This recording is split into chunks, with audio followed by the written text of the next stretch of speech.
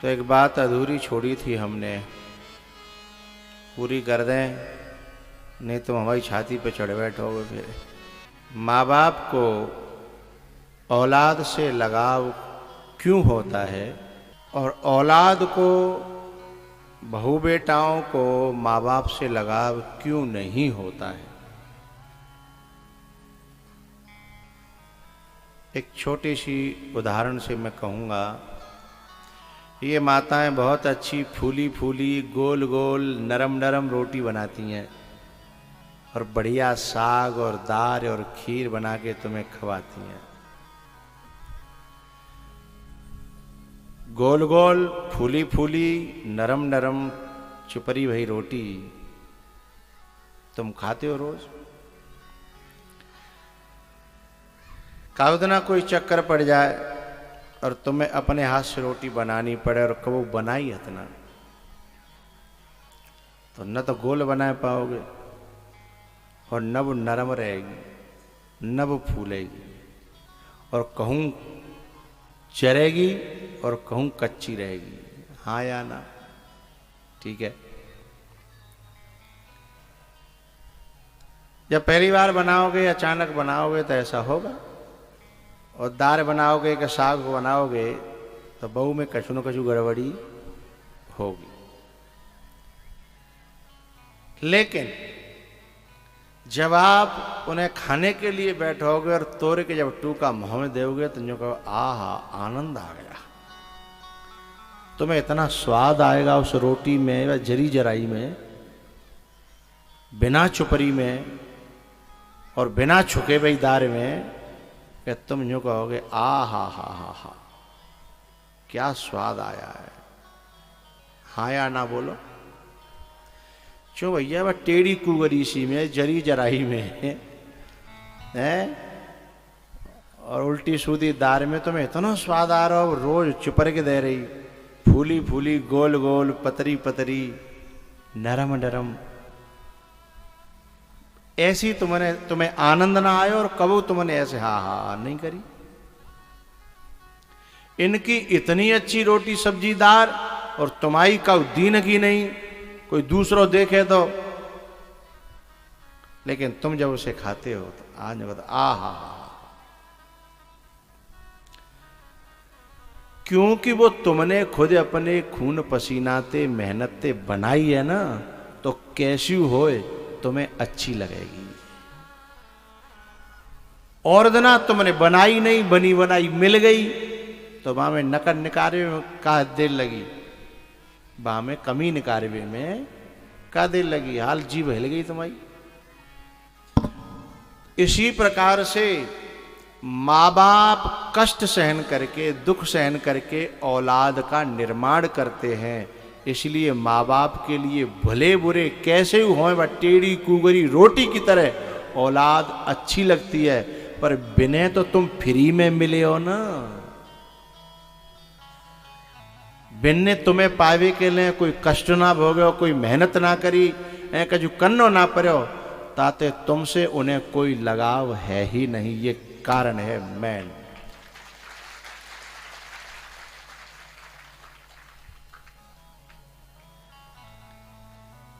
अथवा ऐसे समझ लो, एक छोटी सी बात और, एक दिन का है,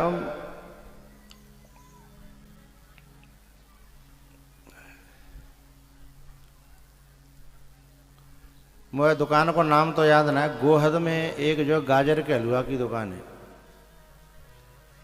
वहाँ पे गरम गरम और गीलो गीलो गाजर को हलवा मिलता है।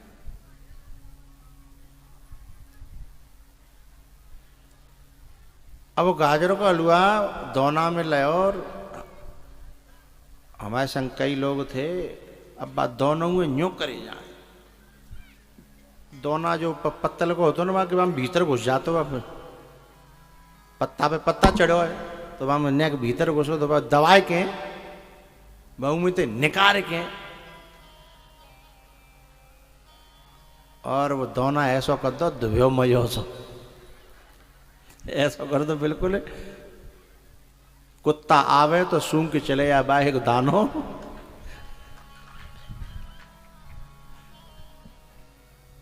लेकिन वही गाजर का हलवा, वो रसगुल्ला, रसमलाई, पान और चाट और टिक्की का वो बारात में मिले तो आधी खाते हैं, आधी फेंक देते हैं। आधी खाते हैं, आधी फेंक देते हैं। भाई ऐसे मांजेंगे नहीं हो भाई, दोनों आधी छोड़ देंगे और फिर दूसरी लेंगे, फिर आधी, हर चीज ऐसी करेंगे। मैंने बिनते पूछी, मैंने ऐसा क्यों करते हो भाई, तुझा यूं यूं चाटे जा रहा हो, जाए उंगलिया जाए दोना फाड़े ले रहा है। तब बातें मैंने पूछी जो खा रहे हो कहो, बोले गुरुजी पैसा ते आयो है, ये पैसा ते आयो है। और दावत बाब फ्री को है, खा लो फेंक दो है। ऐसे ही ये जो है ना औलाद जो है वो बड़ी मेहनत से मिली है, तो तुम उसे बड़ा प्यार करते हो। और औलाद है तुम डरे डराए मिल गए हो, ताते यूं ही फेंके फेंके डोल रहे हो, है ना।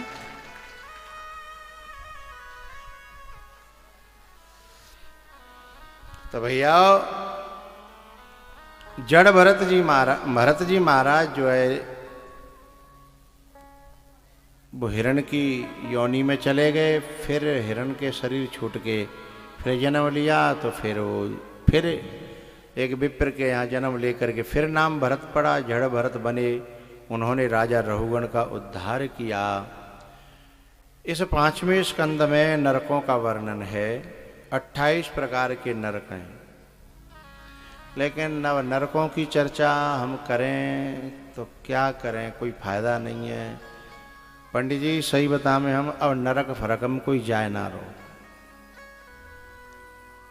अब तो सब स्वर्ग को जा रहे हैं। बोले कैसे जा रहे हैं, तुम्हें कैसे पता हो? मैंने तो जितने कार्ड पढ़े अब तक मरे भय न के, विन पे न्यों ही लिखी हमारे पिताजी का स्वर्गवास हो गया। सबकी न्यों ही लिखी। मैंने की भाई मैं तो ये 28 प्रकार के नरक हैं भागवत में जिनकी कथा कहवे थे, फायदा का है? आज तक का कार्ड पे ही ना लिखी कि मेरे पापा नरक में गए हो। सब स्वर्ग में जा रहे हैं, तो जो तो वर्णन ही बेकार है वो। अच्छा चलो कऊ आदमी को पिताजी धर्मात्माए भक्त भगवान के वो लिख दे के चलो स्वर्ग में चले गए, तो कोई बात ना।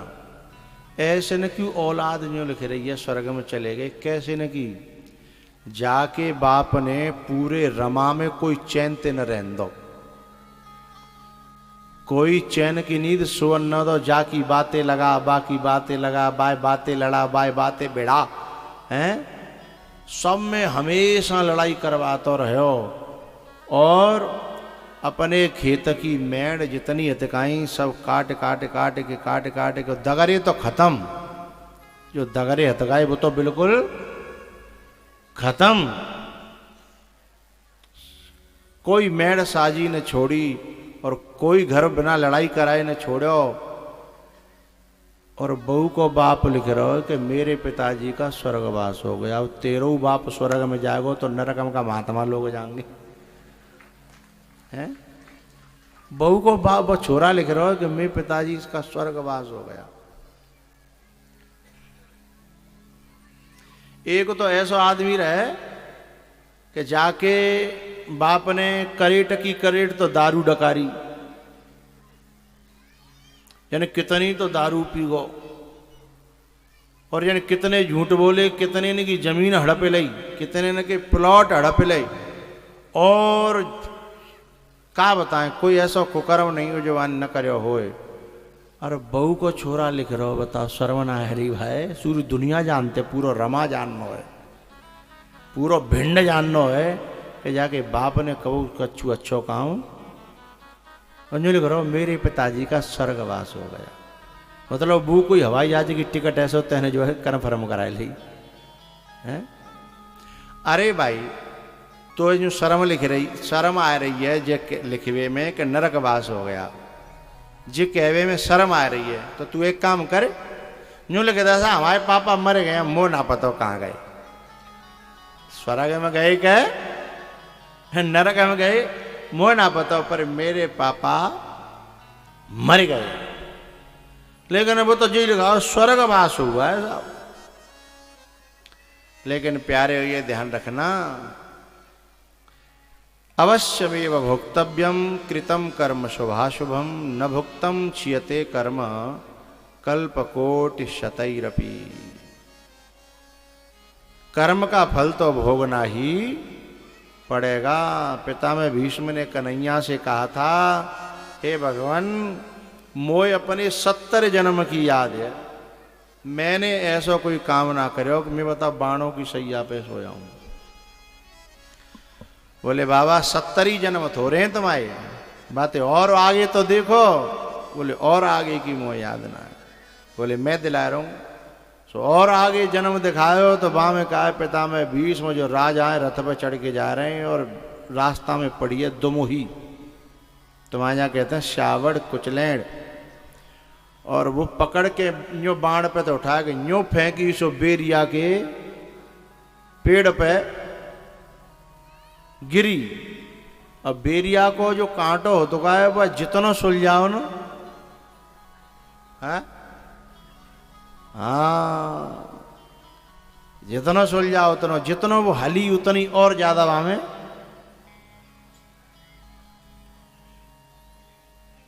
तब कन्हैया ने कही देखो भीष्म बाबा जी है तुम्हारो, जा जन्म को है तो भोगनो तो भैया पड़ेगो। हाँ भगवान की भक्ति में भगवान की कृपा है जाए या तुम्हारा मार्ग बदल जाए। परीक्षित ने पूछा भी था कि कोई ऐसा उपाय नहीं है। बोले हाँ 3 उपाय हैं। क्या क्या? बोले एक तो महापुरुषों की सेवा में ये ताकत है कि कर्मों का लेखा जोखा मिट सकता है। दूसरे भगवान की कथा में ताकत है, और तीसरे भगवान के मंत्र में, भगवान के नाम में, नाम जप में वो ताकत है कि वो कर्मों को मिटाने की क्षमता रखता है।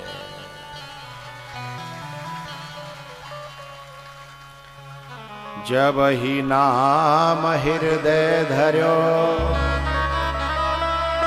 भयो पाप को नाश, जैसे चिनगी आग की परी पुराने हाथ।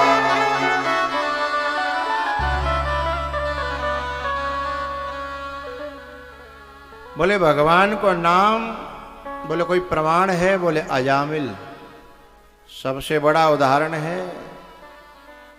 बोले अजामिल जो है भगवान के नाम के कारण तर गया था, उसकी कथा का श्रवण कराया। फिर वृत्रासुर का चरित्र, उसकी कथा कही। 7वें स्कंध में प्रहलाद जी जो भगवान के परम भक्त हैं, परम भागवत हैं। भगत शिरोमणि भय प्रहलादु। हिरण्यकश्यपु ने बहुत मरवाने की कोशिश की, जब कैसे उन्हें मरे तो खुद आया हो, चले अब मैं देखूंगा, बता तू कौन के बल पे इतना उछल लो है। उन्होंने कहा जिसका बल तुम्हारे अंदर है उसी का बल मुझे है। बोले कहाँ है वो? बोले कहाँ ना आए? बोले मोह तो दिख ना रहा, बोले तुम्हारी फूट गई है, मैं क्या करूं? बोले इस खम्भे में है? बोले 100% है। बोले मैंने चेक करूं? बोले कर लो। तो वहां ने जो खम्भा में जैसे ही धाड़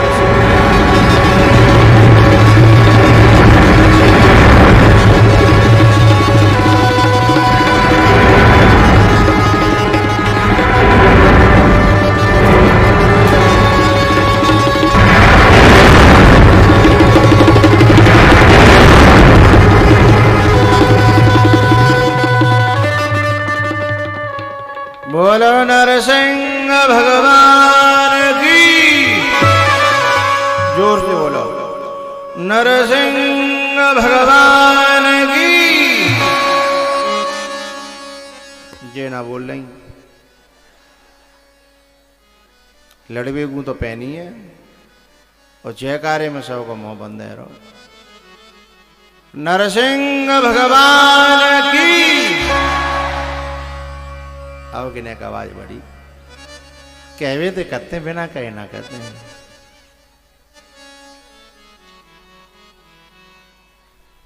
देवता लोग आकर के बोले भगवान काई जा खिला रहे हो ने, मारो जल्दी जाने, बहुत परेशान करें। बोले भैया जऊ ने वरदान ले रखे हैं, ऐसा ही नहीं मरेगो।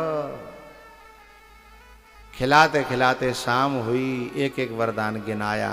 बता तेने मांगा था न दिन में मरूं न रात में। बोले है न बाहर मरूं न भीतर मरूं, सब गिना दिया। फिर उसका पेट फाड़ करके उसका वध कर दिया। प्रहलाद जी से क्षमा मांगी कि बेटा बड़ी देर भई, तू कछु मांग ले। बोले प्रभु यही मांगता हूं कि मोए देवो सिखाओ, मोए कबू मांगवो मत सिखाओ। मोए मांगनो न पड़े, सो भगवान कोई मोड़ो बंद है वो है। मुझे तो देना सिखाओ, मुझे मांगने की शिक्षा मत दो। उसके बाद गजेंद्र मोक्ष की चर्चा है। गज और ग्राह लड़े जल भीतर, जो भर सोड़े रही जल पर।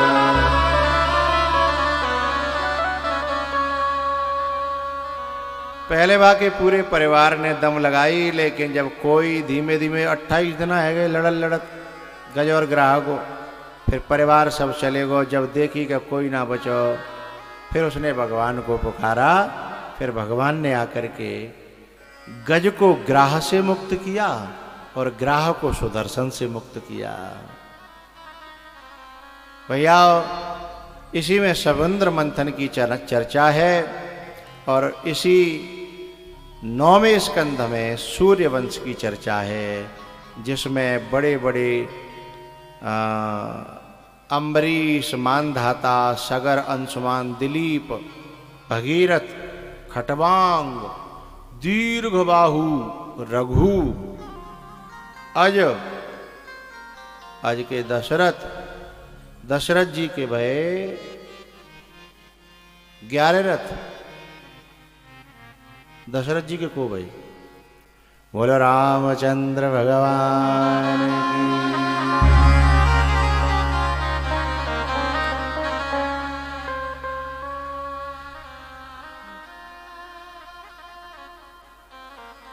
पंडित जी असलियत में तो हम राम कथा वाचक थे। रामायण मेरी बहुत प्रिय, राम कथा मेरी बहुत प्रिय कथा है। लेकिन राम कथा का प्रचलन हमारे देश में बहुत कम है, भागवत का ज्यादा है। इसलिए लोग ज्यादातर भागवत कराते हैं। लेकिन मैं तो कोशिश करता हूं जामे बाए धीमे धीमे परसवे की, धीमे धीमे धीमे धीमे। जैसे जूस निकालने वाला गाजर में एक चुकंदर डाल देता है, थोड़े से अनार के दाने डाल देता है, हैं? चुकंदर डाल देता है, अनार के दाने डाल देता है, थोड़े से अंगूर डाल देता है, हैं? जैसे गन्ना के रस में निकालने वाले में थोड़ा सा आदमी नींबू डाल देता है, थोड़ा सा धनिया, वो पुदीना डाल देता है, थोड़ा सा काला सा नमक डाल देता है। मुंह पानी आ रहा हो लोगों के।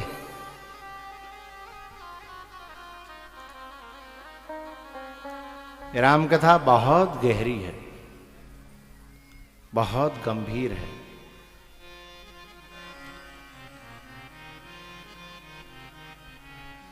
भगवान पैदा भये, गुरु जी के यहाँ पढ़ने गए, लौट के आए, विश्वामित्र जी बुलावे आ गए। उसके बाद एक आध जगह रुकूंगा कहीं थोड़ी सी। तो कन्हैया का जन्म करना है ना मुझे 4 बजे, 25 मिनट है हमारे पास।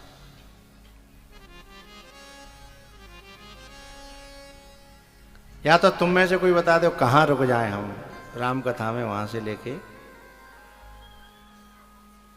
या फिर कहूँ मन करेगा तो हम रुक जाएंगे, चलते चलते चलते चलते।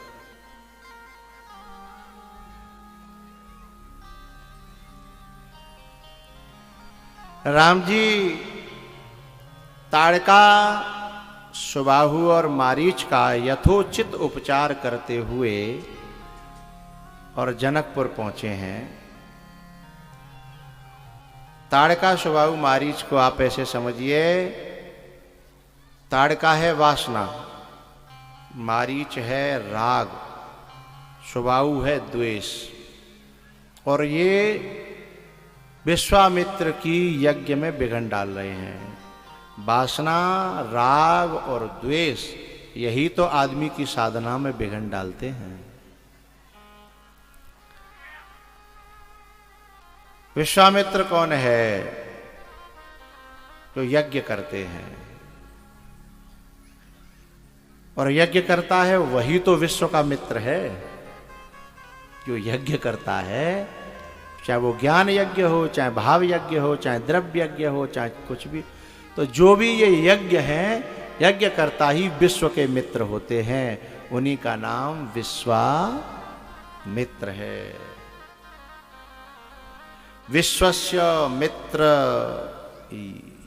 या जो, वही विश्वामित्र है।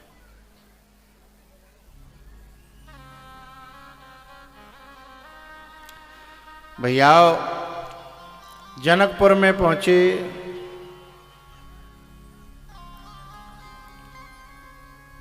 विश्वामित्र जी के साथ में राम जी का स्वागत किया जनक जी ने। विश्वामित्र की गलियों में राम लखन जाकर के दर्शन भी कर आए, और पुष्प वाटिका में सीता जी से मुलाकात हुई। लोचन मग राम ही ओरया,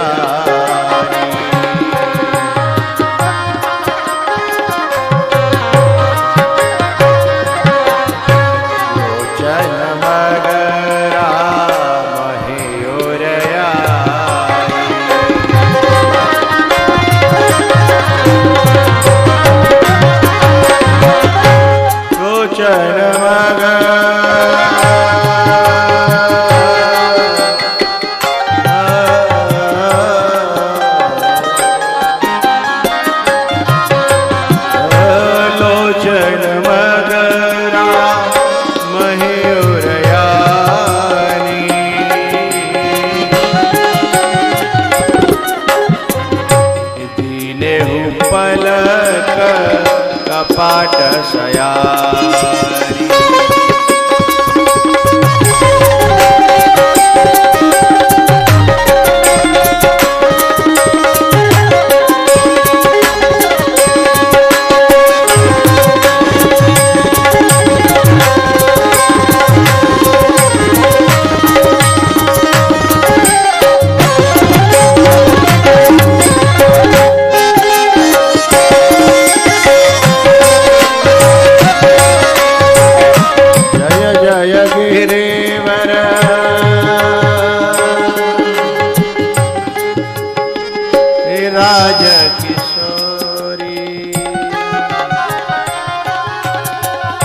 जय जय गिरिवर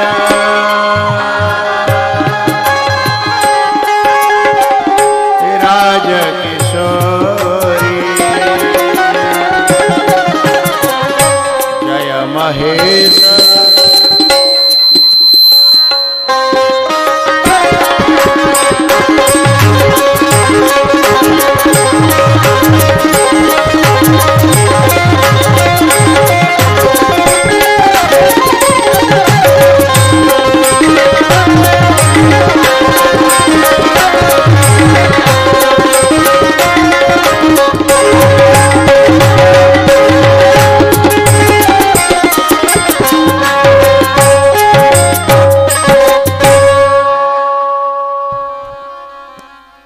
खशी माल मूर्ति मुस्कानी, विनय प्रेम बस भई भवानी। विनय प्रेम बस भई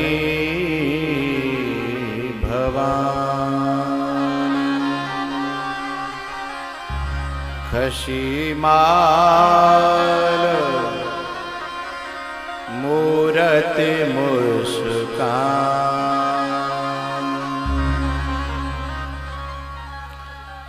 धनुष यज्ञ में भगवान गए विश्वामित्र जी के साथ। सब राजा महाराजा हार हुर के जब बैठ गए तब जनक जी ने रो करके कहा कि वीर विहीन मही में जानी। लक्ष्मण जी थोड़े गर्म भये। उसके बाद फिर विश्वामित्र जी ने आज्ञा दे दी कि हे प्रभु अब जाओ। उठहु राम भंजहु भव चापा।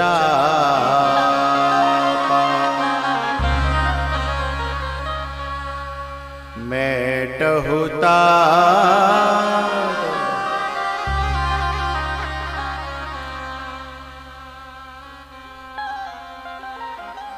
हमारे पंडित जी कुछ कहना चाहते हैं, कुछ पर्चा में लिख के देना चाहते हैं, ले लो। ये ले आएंगे, आप बैठे रहो।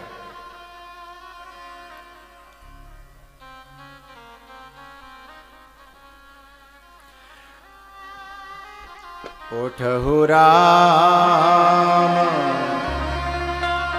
वंजो मेटहु तात जनक परितापा। उठहु राम भंजहु भव चापा। हमारे पंडित जी पूछ रहे हैं क्या राम जी विष्णु भगवान का अवतार थे? वैसे तो कथा में हम समझ रहे थे जी यूँ कहना चाह रहे हैं कि जा प्रसंग में रुकियो, हम जा धोखे में पर्चा मंगा लो। लेकिन पंडित जी कुछ मत में तो ऐसा है कि हाँ विष्णु भगवान का अवतार थे। कुछ आचार्यों का ऐसा मानना है, मैं बताऊंगा। लेकिन कुछ का मानना ऐसा है कि विष्णु भगवान का अवतार नहीं थे। मैं तो दोनों का स्वागत करता हूँ, क्योंकि मैं तो मुझे कथा कहनी है तो मुझे सबका मानना है। सब में से चूँकि शहद जब बनेगो, जब में सरसों के फूल को रस होगा और नीम के पत्ता को रस होगा, सब वनस्पति को रस होगा। लेकिन कुछ जगह ऐसी भी है जहाँ लगता है कि राम विष्णु का अवतार नहीं है, जैसे उदाहरण के लिए। लेकिन कई जगह लगता भी है। दोनों बातें हैं। जैसे राम और भरत मिले, राम और भरत जब मिले तो वहाँ 3 व्यक्तियों का नाम लिया गया।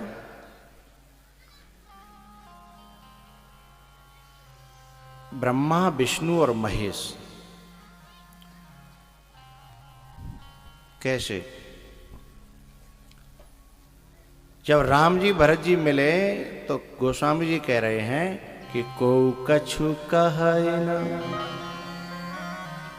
को कछु पूछा, प्रेम भरा मन निज गति छूचा।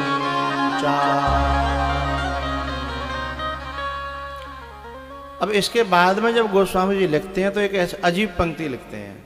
क्या? अगम स्नेह भरत रघुबर को। अब ये आगे की जो लाइन है वो ऐसी है जो ये सिद्ध कर देती है कि ये विष्णु भगवान का अवतार नहीं है। कैसे? कि वो इन तीनों का नाम लेते हैं। अगम स्नेह भरत रघुबर को, जह न जाय मन विधि हरि हर को।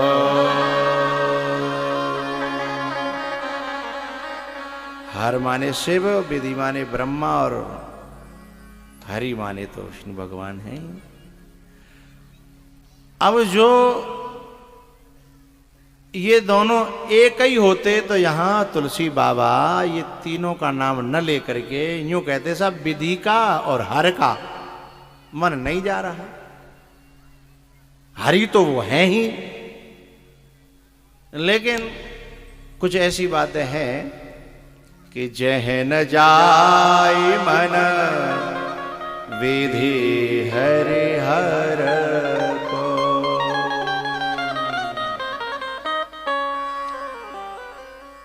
तो भैया यहां अयोध्या जनकपुर में जब सब राजा महाराजा थक गए और विश्वामित्र जी महाराज ने आज्ञा दे दी कि जाओ उठहु राम भंजहु भव चापा, मैटहु तात जनक परितापा।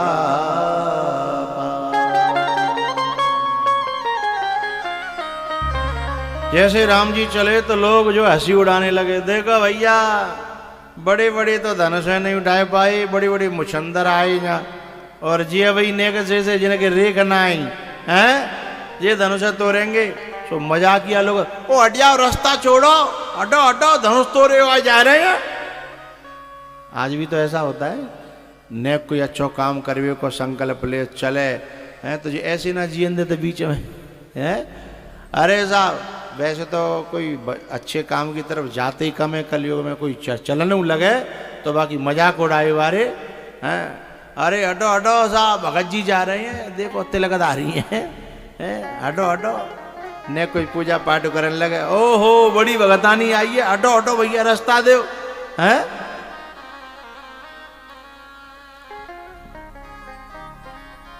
तो ऐसे लोग जो है ना बड़ा पाप कमाते हैं बिना बात है। अरे तुम पे ना हेरो तो कम से कम काऊ की मजाक तो मत करो, तुम पे ना हेरो तो मरो कहू घर कुआं में जाके हैं। तू डूब के मर जा रहे चुल्लू भरे पानी में हैं, तो पे ना हेरो। लेकिन कम से कम काऊ की मजाक तो, और मजाक वे उड़ाते हैं जो जिन पे खुद पे कुछ होता नहीं है और औरों का देखा जाता नहीं है।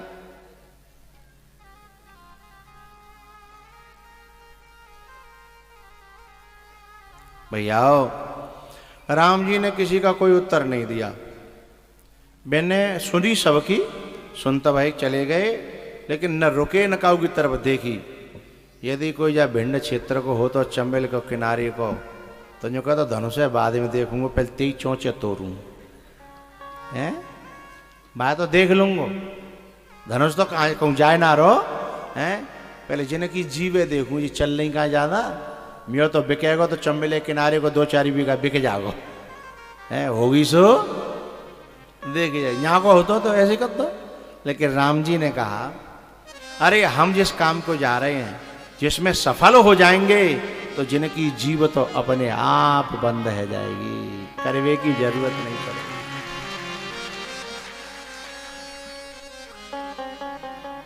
हम उठते गिरते पड़ते, हम उठते गिरते पड़ते जब आगे निकल गए, हम उठते गिरते पड़ते जब आगे निकल गए तो हंसी उड़ाने वालों के चेहरे उतर गए।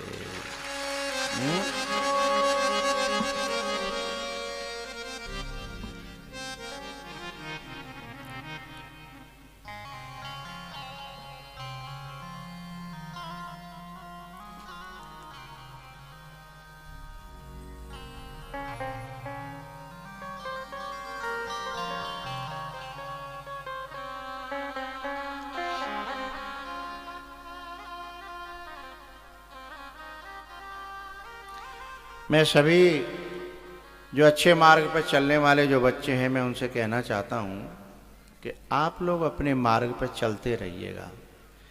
हंसी उड़ाने वाले और मजाक करने वाले, बुराई करने वाले, ऐसा नहीं कि तुम्हारे ज़माने में सदाते चले आए हैं। शुरू से चले आए हैं।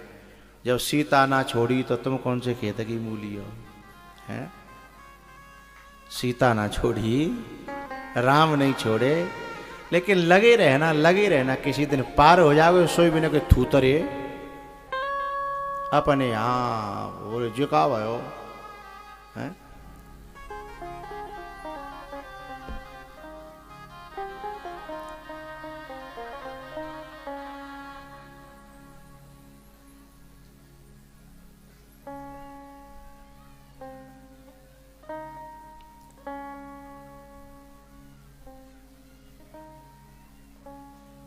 भैयाओ, हमारे क्षेत्र के लोग, इस क्षेत्र के, भिंड के, मुरैना के, ग्वालियर के, बहुत तैयारी करते हैं। अनेकों फिजिकली, मेंटली अनेकों प्रकार की तैयारी करते हैं। और जब तैयारी करते हैं तो लोग उनकी मजाक उड़ाते हैं, लेकिन जब वे कभी सेलेक्ट हो जाते हैं ना, और फिर जब वे वर्दी में गांव आते हैं तो फिर मजाक उड़ाने वाले की मोहन नेकसे से रह जाता है ना।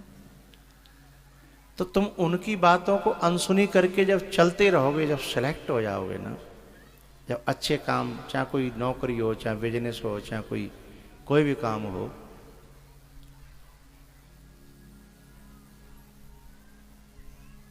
करना चाहिए। जब कभी देश की सीमा पर शहीद होते हैं ना, तो इस क्षेत्र के लोग सबसे आगे मिलते हैं, सीना अपना आगे कर देते हैं,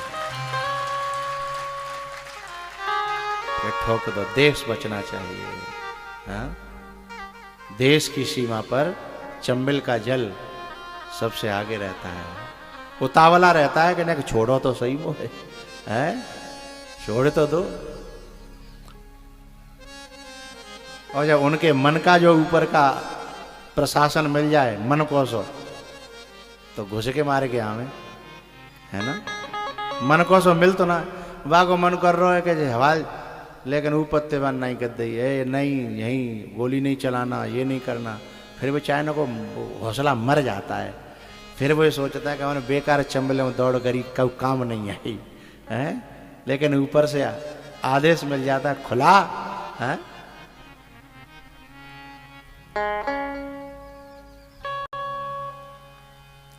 ये हमारा चेला है सूबेदार हिम्मतपुरा का, खड़े हो जाना।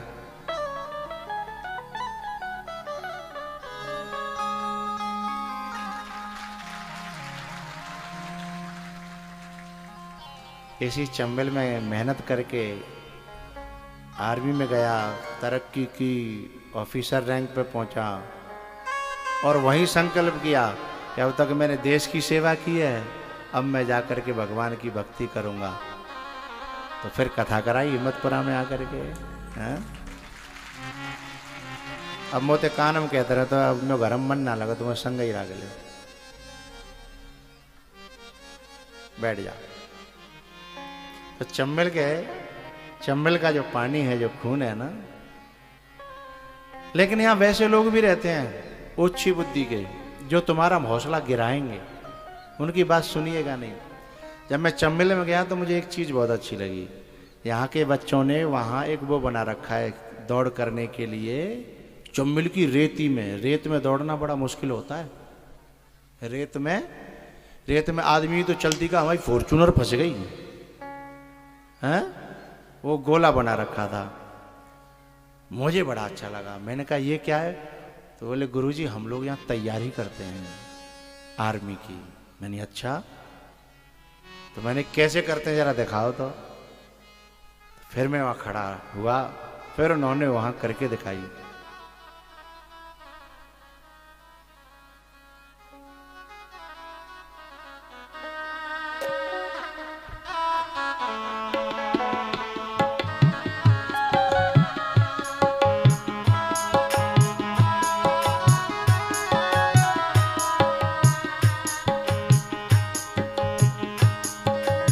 एक मिनट रोक ले, रोक। यहाँ के तो कुत्ता तैयारी करता है बच्चे तो बच्चे, कुत्ते भी तैयारी करते हैं, पर बदनसीबी ये है कि उन बेचारों का कोई लिंक नहीं है, हैं? नहीं तो वे भी पहुंच जाए। और आदमी विदेशी जो खुरापाती तत्व हैं उनके मांस काट ले आए वे। कुत्ते भी हमारे ऐसे हैं। अब देखिएगा तैयारी कर रहा है संग संग।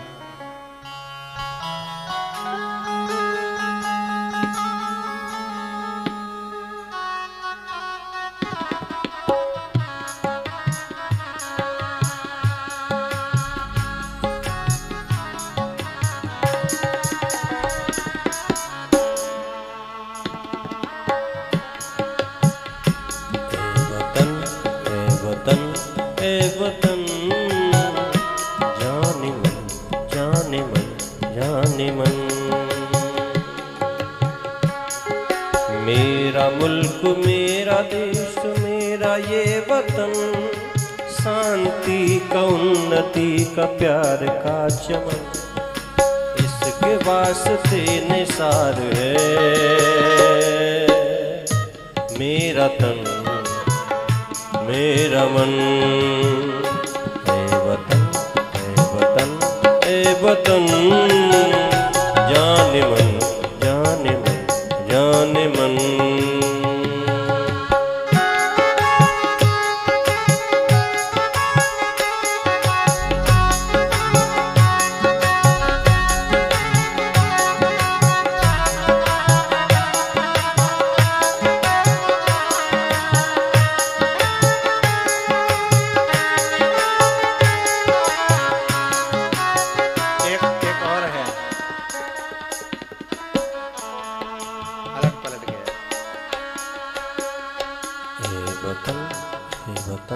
ए वतन जाने मन जाने मन जाने मन।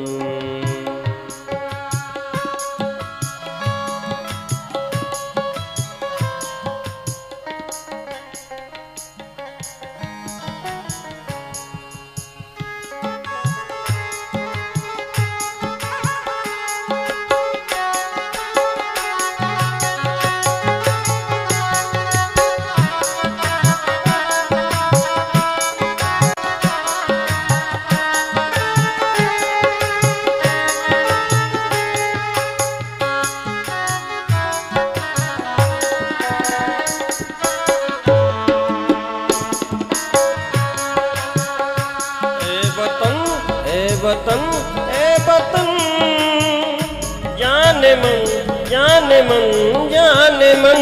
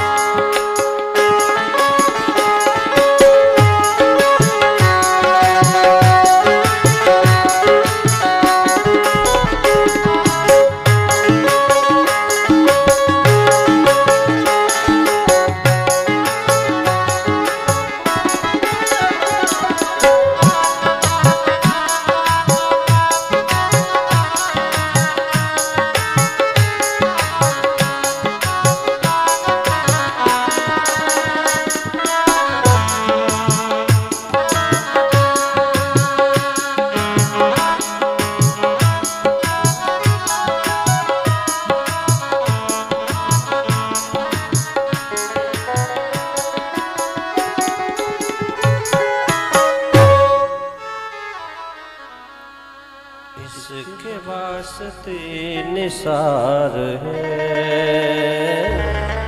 मेरा तन मेरा मन। ए वतन, ए वतन, ए वतन, जाने मन, जाने मन, जाने मन। इसके वास्ते निसार है मेरा मन, मेरा तन। तो अच्छे काम करने लगोगे थोड़ी मजाक उड़ेगी, लेकिन करते रहिएगा, करते रहिएगा, करते रहिएगा। एक दिन उनके मुंह अपने आप उतर जाएंगे, तुम सफल हो जाओगे। लेकिन तुम जिन्हें लड़ाई झगड़े में और जहाँ में पड़ गए तो फिर न बितके रहोगे और न। तो राम जी सीधे धनुष की ओर जा रहे हैं, किसी की तरफ नहीं देखा, कहीं नहीं देखा, बकने वाले बकते रहे। और धनुष को देखते ही भोले बाबा से आज्ञा मांगी और सब मजाक उड़ाते रहे। और लेत चढ़ावत खेचत गाढ़े और काऊ ने लखा दे के सब ठाढ़े।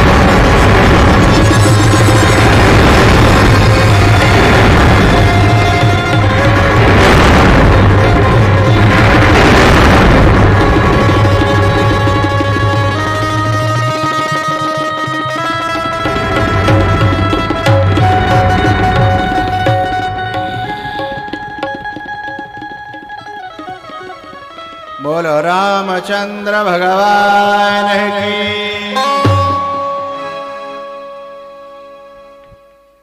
सीता जी ने माला डाल दी, ब्याह है गो। पहुंच गए अयोध्या, थोड़े दिन ठीक ठाक भये रहे, फिर वनवास है गो। और वनवास में केवटते पार है कि चित्रकूट पहुंच गए। और चित्रकूट में ते भरत जी खड़ाऊ ले आए और खड़ाऊ ददई गद्दी पे हैं। और चित्रकूट ते थोड़े दिन रह के आगे बढ़ी पंचवटी। और माँ लंका ते आ गई नाक कटवावे काजे सूपन खा हैं। और वो नकटी है कि जाके वाने नकटी ने हैं रावण को कद्दो सूपड़ा साफ अपनी नाक कटवा ली और रावण की नार कटवा दी। इतनी सी बात है। और बात का जो बात अन्ना और तुलसी गप्पो तन्ना।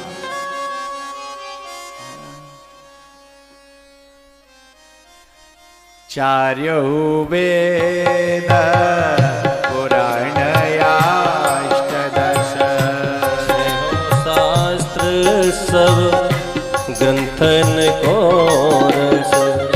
मुनि जन धन संतन को सरवस।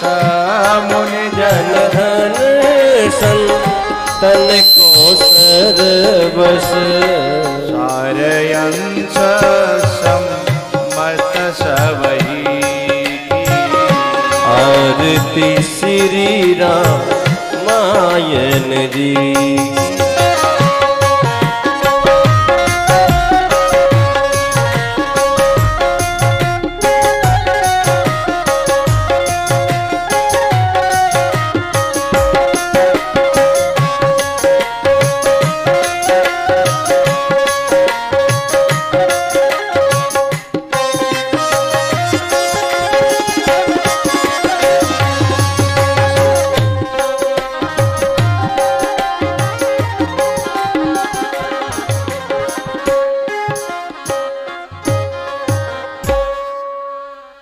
रामचंद्र भगवान की।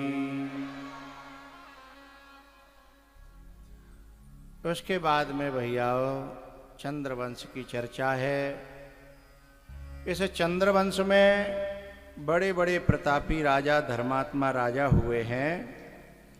और इन राजाओं ने बड़े बड़े धर्म के काम किए।